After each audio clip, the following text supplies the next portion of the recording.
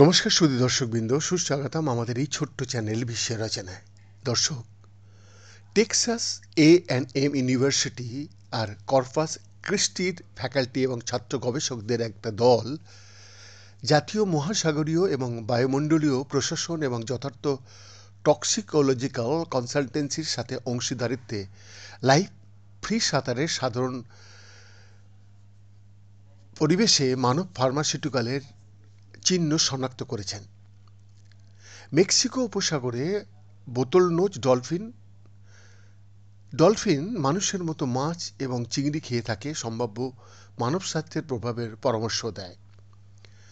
Pharmaceutical ওষুধগুলি হল therapeutic পদার্থ যা মানব ও পশু চিকিৎসা ওষুধে রোগ নির্ণয়, চিকিৎসা, নিরাময় বা প্রতিরোধ করতে ব্যবহৃত হয়, বলেছেন ডক্টর দারা অরবাজ, টামুএসসিসির মেরিন বায়োলজির সহকারী অধ্যাপক এবং প্রকল্পের প্রধান তদন্তকারী।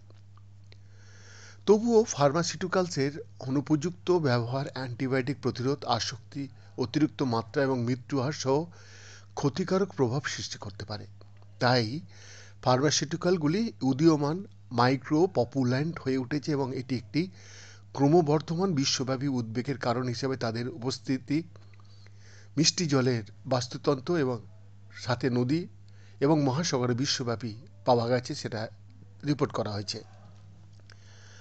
আইসায়েন্স জার্নালে প্রকাশিত pharmaceuticals in the blubber of the life free swimming common bottlenose dolphins গবেষণায় 89টি ডলফিন ব্লাবারের নমুনা বিশ্লেষণ করা হয়েছে, যার মধ্যে 83টি জীবন্ত প্রাণীর বায়োপসির মাধ্যমে সংগ্রহ করা হয়েছে এবং 6টি মৃত ডলফিন থেকে। ডলফিনের 30টিতে ফার্মাসিউটিক্যাল পাওয়া গেছে। ফেন্টানাইল গুরুতর ব্যথার জন্য একটি ওপিওড অ্যানালজেসিক যা মরফিনের চেয়ে 100 গুণ বেশি শক্তিশালী। 18টি বায়োপসি করা প্রাণী এবং সমস্ত পোস্টমর্টম ডলফিনে সেগুলো উপস্থিত ছিল। দলটি মেক্সিকো উপসাগরের আশেপাশে 3টি স্থান থেকে ডলফিন বাছাই করেছেন, যার মধ্যে রয়েছে রেডফিশ বে এবং টেক্সাসের লেগুনা মাদ্রে।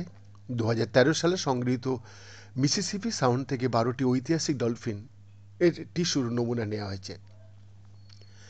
ডলফিনগুলি প্রায়শই তাদের লিপিড সমৃদ্ধ ব্লাবারের কারণে দূষিত।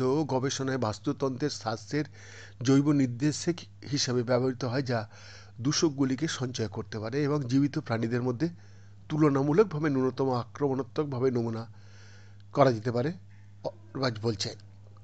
ওনারা বলছেন, আমরা সংলগ্ন কাউন্টিতে মার্কিন ইতিহাসে সবচেয়ে বড় তরল ফেন্টানাইল ড্রাগ বাস্টের 1 বছরের মধ্যে দক্ষিণ টেক্সাসের ব্যাফিন বেতে একটা মৃত ডলফিন খুঁজে পেয়েছি এবং মিসিসিপি ডলফিনগুলি আমাদের মোট ফার্মাসিউটিক্যাল শনাক্তকরণের 40% পর্যন্ত তার মধ্যে দিয়ে পাওয়া গেছে, যা আমাদের বিশ্বাস করতে বাধ্য করে সামুদ্রিক পরিবেশে এটি একটা দীর্ঘস্থায়ী সমস্যা।